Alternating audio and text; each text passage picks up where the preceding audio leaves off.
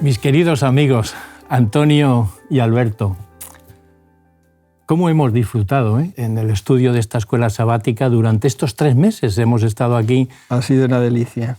Participando de todo lo que nos decía esta luz que sale del libro de Deuteronomio y cómo hemos estado descubriendo cosas. Y ahora ya pues llegamos a la última lección. ¿Cómo te has sentido, Alberto, durante estos 3 meses que hemos estado aquí juntos? Hombre, yo muy bien, primero por tener a 2 compañeros como vosotros con los que he tenido el placer y el honor de trabajar Hemos compartido momentos. En unos cuantos años y la verdad que no me lo esperaba yo, pero bueno, ha sido todo un privilegio y un honor el poder participar con vosotros durante este trimestre. Antonio. De verdad que sí que han sido momentos deliciosos, pues bueno, de amistad, ¿verdad? De estar juntos, de compartir la palabra, abrir las Biblias, comentar cosas, bueno, ha sido fantástico. Ya uno descubre cosas por sí mismo, ¿no? Que ven el texto, pero luego cuando nos escuchamos y tal, siempre hay matices, detalles, cosas, y es estupendo. Bien, pues qué testimonio puedo dar yo delante de 2 compañeros que han sido, bueno, para mí referentes, ¿no? En todo lo que ha sido mi vida en el cuerpo pastoral. Y teneros aquí a mi lado estudiando la palabra, bueno, pues ha sido algo revelador, interesante, escuchar todas vuestras opiniones. Igualmente las tuyas, ha sido todo muy enriquecedor. Bueno, pues vamos ya de lleno porque nuestros amigos están pendientes ya de esta última lección de la clase de escuela sabática y trata un tema que muchos cristianos no lo tienen todavía claro de lo que dice la palabra de Dios, y es la resurrección de Moisés. Nosotros, como Iglesia Adventista, sí que creemos y sí que hemos descubierto en la palabra de Dios que esto ocurrió. Moisés murió, Moisés resucitó, y también tenemos intervenciones de Moisés en el Nuevo Testamento que ahora iremos hablando. Antonio, ¿qué te parece el diálogo que tiene Moisés y Dios en estos momentos finales, que podemos verlo en Deuteronomio 34:4, donde dice lo siguiente: Y le dijo Jehová, esta es la tierra que juré a Abraham, a Isaac y a Jacob, diciendo, a tu descendencia la daré. Te he permitido verla con tus ojos, mas no pasarás allá. Ponnos en el contexto y dime qué te parece esta frase que le dice Dios a Moisés. Desde luego es interesantísimo porque además parece que no hay solo una expresión por parte de Dios, ¿no? Porque también parece que Moisés se expresa. O mejor dicho, en esta parte del texto no se ve, pero este diálogo que mantienen Dios y Moisés sobre este tema parece que tiene 3 partes. Una primera parte es la que vemos en el capítulo 3, que bueno, aquí dice en el versículo 25, «Pase yo, te ruego, y vea aquella tierra buena, que está más allá del Jordán, aquel buen monte y el Líbano. Pero Jehová se había enojado contra mí a causa de vosotros, por lo cual no me escuchó. Y me dijo Jehová, basta, no me hables más de este asunto. Sube a la cumbre del Pisgá y alza tus ojos al oeste y al norte y al sur y al este, y mírala con tus propios ojos, porque no pasarás el Jordán, y manda a Josué y anímalo». Y tenemos ese diálogo, tenemos luego en el capítulo 32, que también le está diciendo lo mismo, le dice que suba al monte, y luego el último diálogo, que es al final, cuando ya está en el monte, ¿no? Y realmente parece un diálogo, en algunos detalles parece un diálogo más que divino-humano, parece humano-humano. O sea, quiere decir, basta, no me hables más de este asunto. Ya no quiero escuchar más. Y Moisés dice, estaba enojado conmigo y no me escuchó. Y tal. O sea, una percepción por parte de Moisés. Claro que Dios tenía otro plan, ¿no? Tenía otro plan maravilloso. Pero es interesante, ¿no? A veces ves diálogos como el diálogo con Abraham también, ¿no? Ese diálogo regateando las personas que podía haber justas en Sodoma, ¿no? Bueno, entonces en este diálogo vemos a mí me da la sensación de que Dios tiene un diálogo con él, condesciende con Moisés, al mismo tiempo sabe lo que va a hacer, evidentemente, que no va a poder ver la tierra, o sea, no va a poder entrar en la tierra nueva, le dice que la vea, pero no vas a pasar, o sea, es una especie ahí de una cosa extraña, pero Dios sabe que le va a mostrar, le va a llevar a esa resurrección, ¿no? Entonces, es algo, no sé, a mí me parece muy tierno por parte de Dios la forma en que lo hace. Me imagino la sorpresa, la maravilla de Moisés cuando finalmente pues, el Señor le saca de la tumba, ¿no? Alberto, ¿por qué Dios no le permitió entrar en la tierra prometida? Mírala, tienes que esparcir tu vista y ver qué bonita y qué maravillosa es esta tierra, pero no entrarás. Mírala, pero no vas a pisarla. ¿Por qué Dios no le permitió Yo entrar? nunca lo he entendido del todo, este asunto de no entrar en la tierra prometida de Moisés. Tal vez porque la impresión que tengo es que Moisés, después de 40 años con toda aquella tropa por el desierto, hombre, desde una perspectiva puramente humana, si hubiera sido militar, le hubiéramos puesto el pecho lleno de medallas, ¿no? Hombre. Y le hubiéramos hecho un monumento. En fin. Seguro. Pero Dios, ¿a quién le quiere dar la lección? ¿A Moisés o al pueblo? Al pueblo. Porque esta escena que le dice Dios está al principio de Deuteronomio. Todavía quedan por escribir unos cuantos capítulos y vivir unas cuantas historias. ¿Por qué has golpeado la peña? Pues porque te has enfadado, porque has hablado al pueblo como si tú fueras yo. Y dice, no, el poder no es tuyo, el poder es mío. Y ahí te has pasado. Eso no te correspondía hacerlo de esa manera. Y luego cuando llega al final, pues me vais a perdonar una pequeña especulación. Nos dice que Moisés, que tiene 120 años, repartidos en esos 3 periodos de 40, está lleno de vigor, no está enfermo para nada y se va a morir. Y es Dios quien lo va a enterrar. No sé cuánto, si pasan unas horas, contemplando lo que se ve desde el Monte Nebo o Pisga, porque, claro, depende mucho si hace buen tiempo, si está nublado, depende. Y yo me acuerdo cuando estuvimos que veíamos el Mar Muerto a la izquierda, el Jordán desembocando, y miras para arriba y sí ves el Jordán, pero yo no sé hasta dónde se ve el Jordán. Si hasta el lago, al Mar de Galilea, porque el Jordán todavía nace un poco más arriba en el Monte Hermón, ¿no? Y en el Monte Carmelo.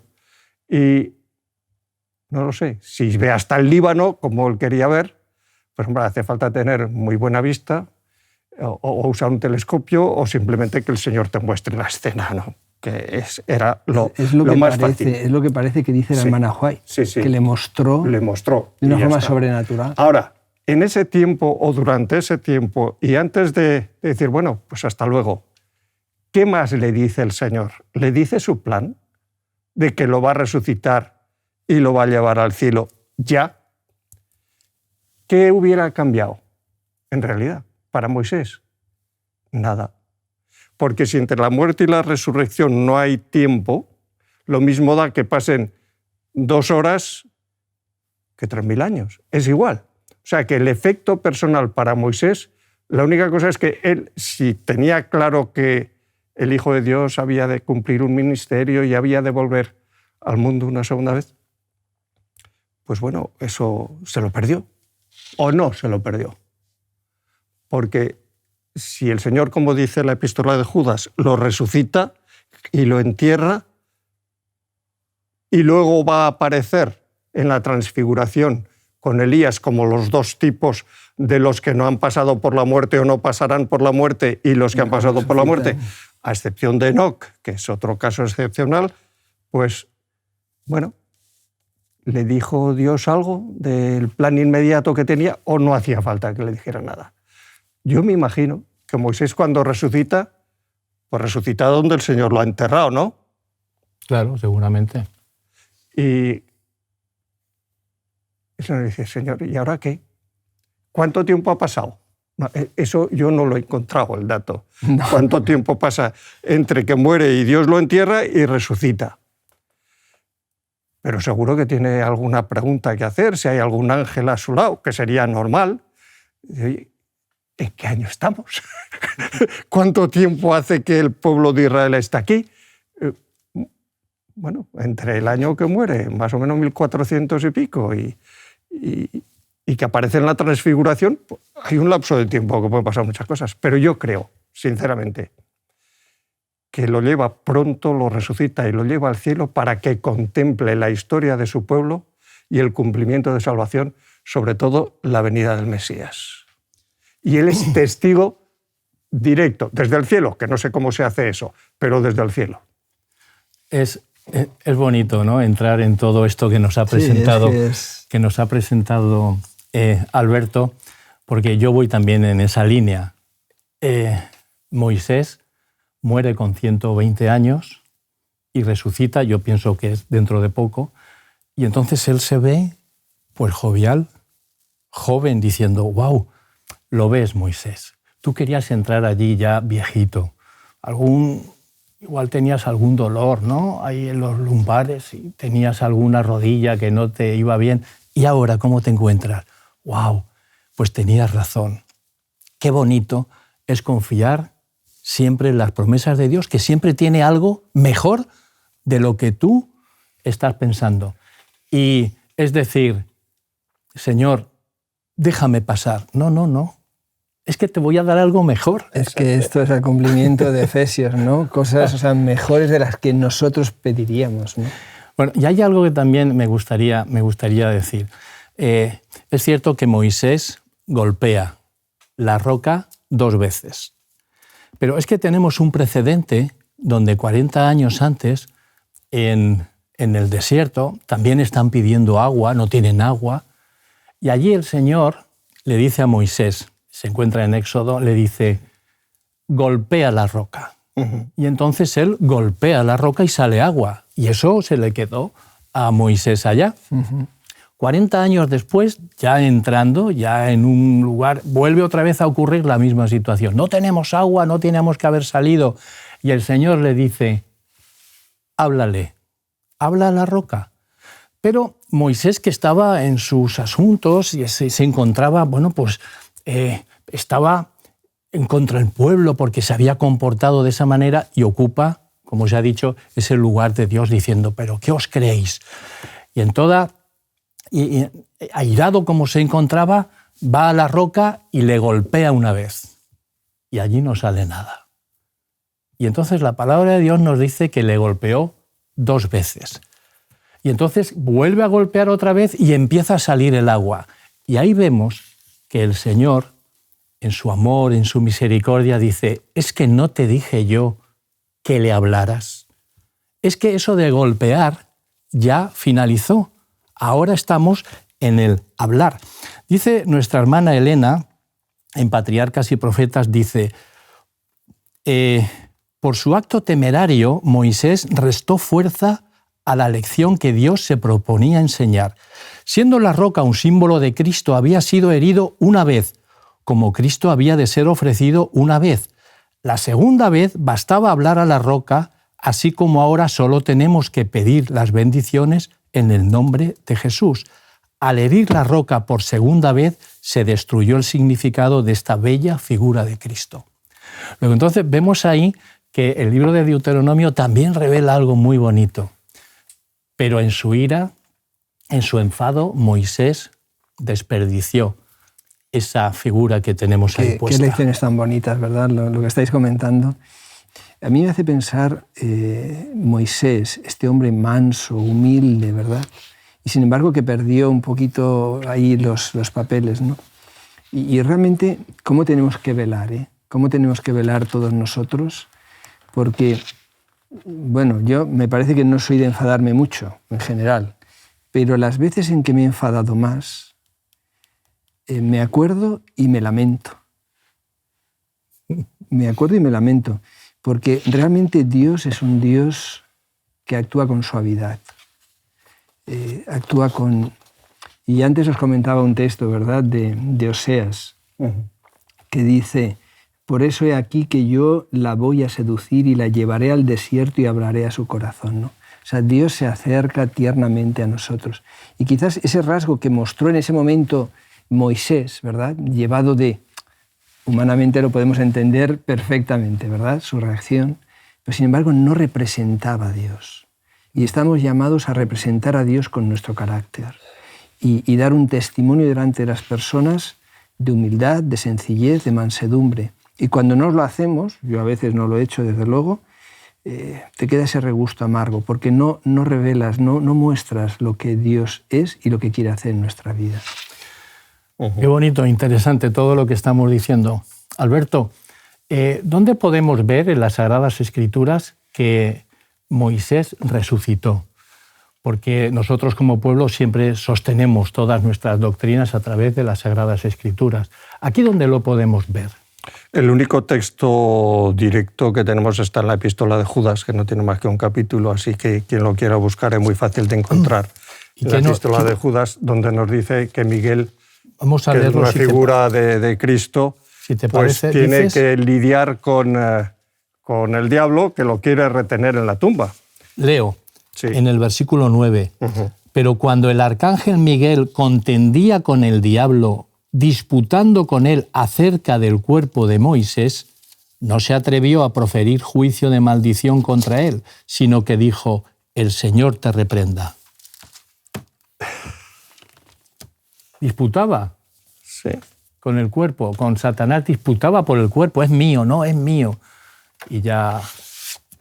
Es que el argumento del diablo pudo ser fácil. Dice, si has sido infiel, si tú le has impedido que pase a la tierra prometida, ¿pero qué sentido tiene que lo resucites ahora y te lo lleves al cielo? Porque ¿a dónde te lo vas a llevar? No lo vas a mandar otra vez a que siga gobernando esta gente. Ya está Josué ahí navegando con ellos. Claro.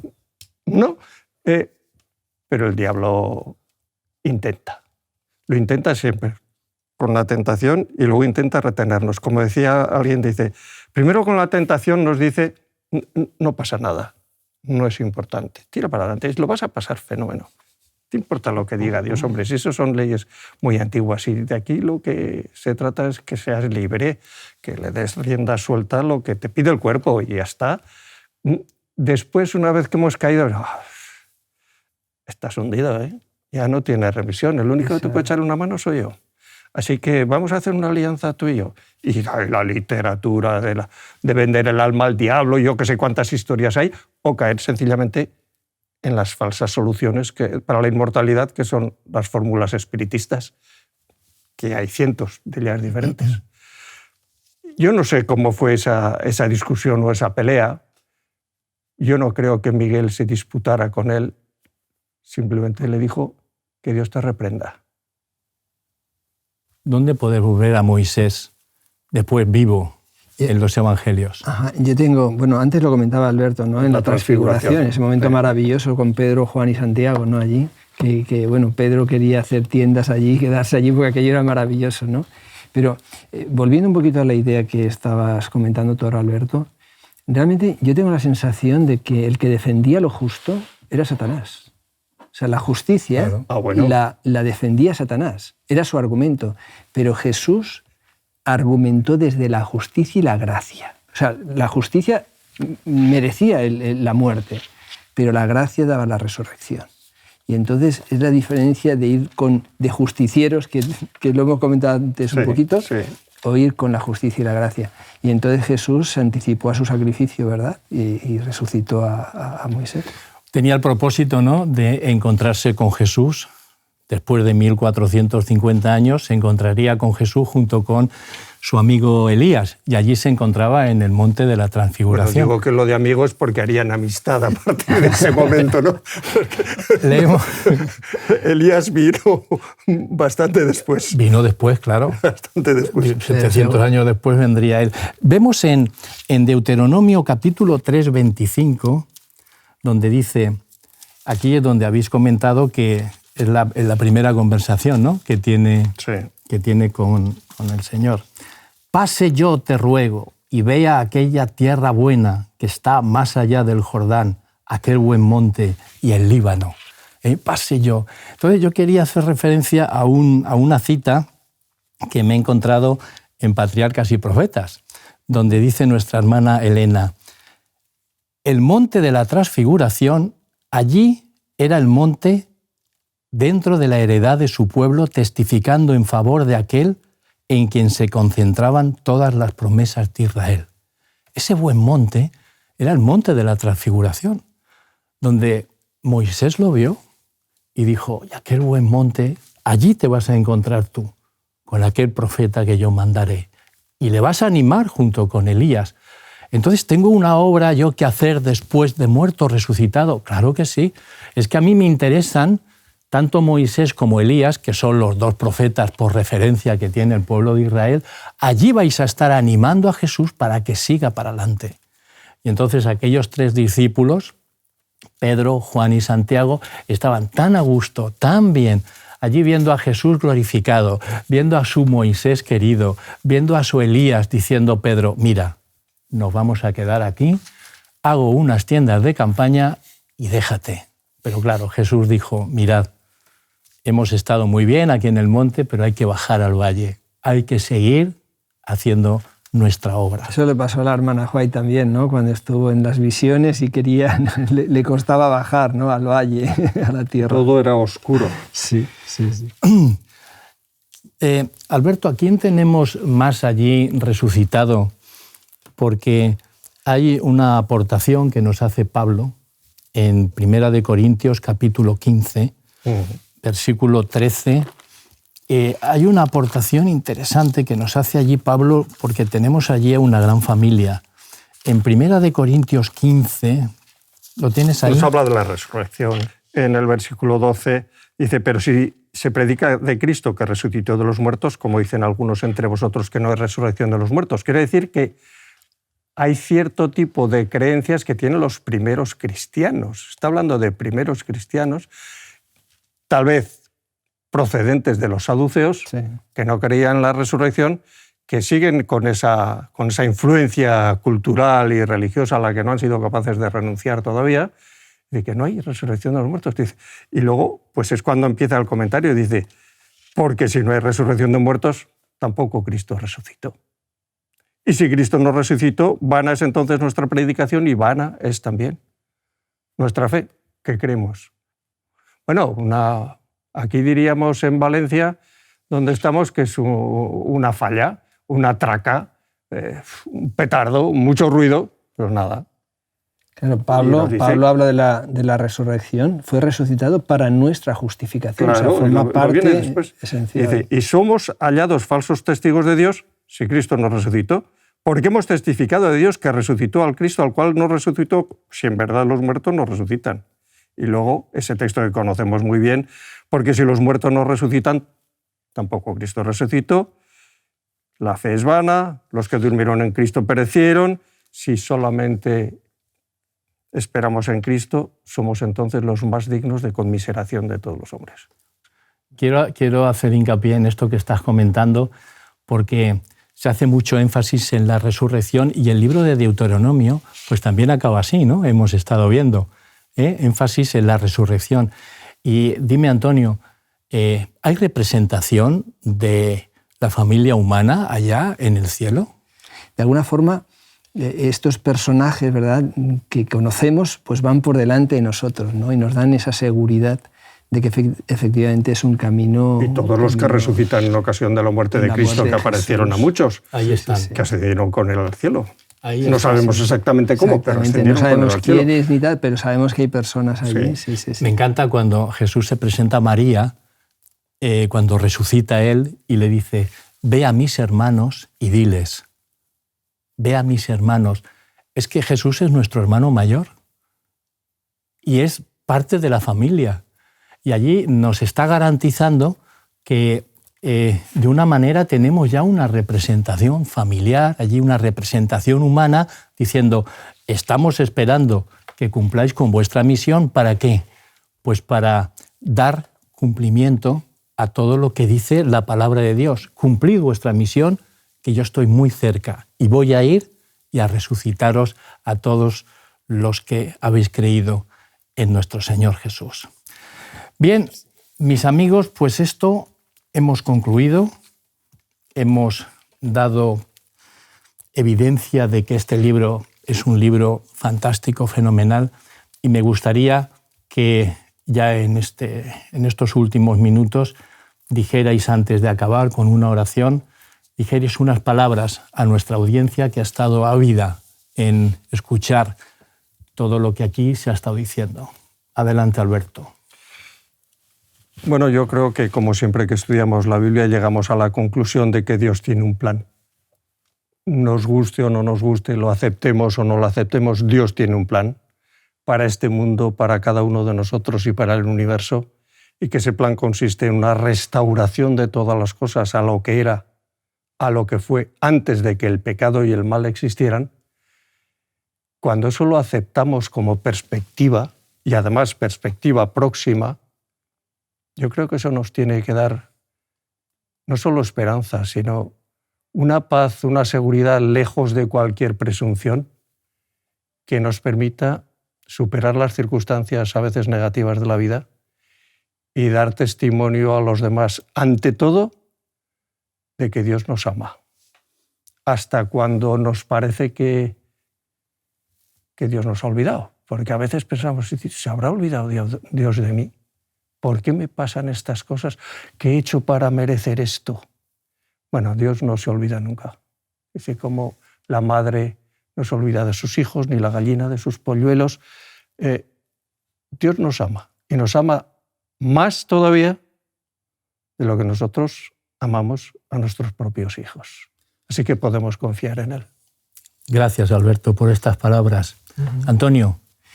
Bueno, pensando en lo que hemos estado compartiendo pues, este trimestre y pensando en el pacto, ¿verdad? Pensando en la verdad presente, realmente para mí este libro ha sido algo extraordinario y me ha llevado a una convicción muy profunda sobre la necesidad de entender que hay un pacto entre Dios y yo, y entre Dios y cada uno de nosotros, como pueblo y de una forma individual, ¿no?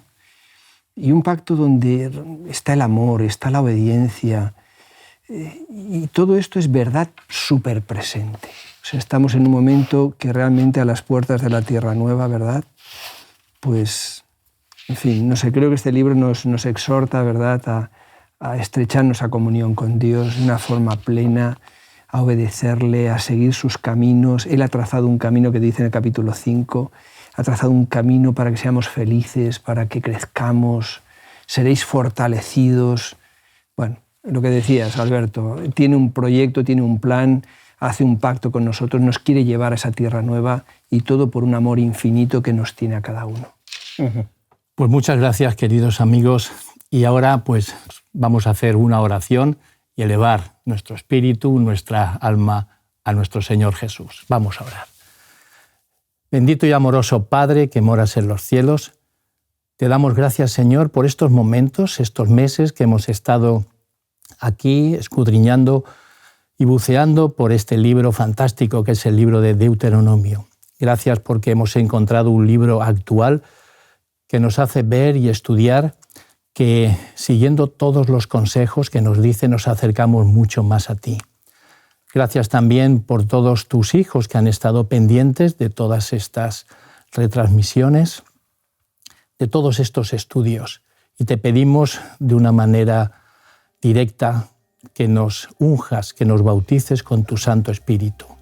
Y gracias también, Señor, por tener la oportunidad de hablar en tu nombre. Te lo pedimos en el bendito nombre de tu Hijo Jesús. Amén. Amén. Amén. Bendiciones para todos vosotros, mis queridos amigos. Te invitamos a tener una experiencia más allá del sábado, convirtiendo tu unidad de acción en una iglesia hogar, en donde la Biblia, la oración intercesora, la fraternidad y la testificación sean vuestro estilo de vida. Así experimentaremos un poder renovador en la Iglesia y en el cumplimiento de la misión. Suscríbete a nuestro canal de Hope Media para no perderte ninguna escuela sabática viva. Que Dios os bendiga.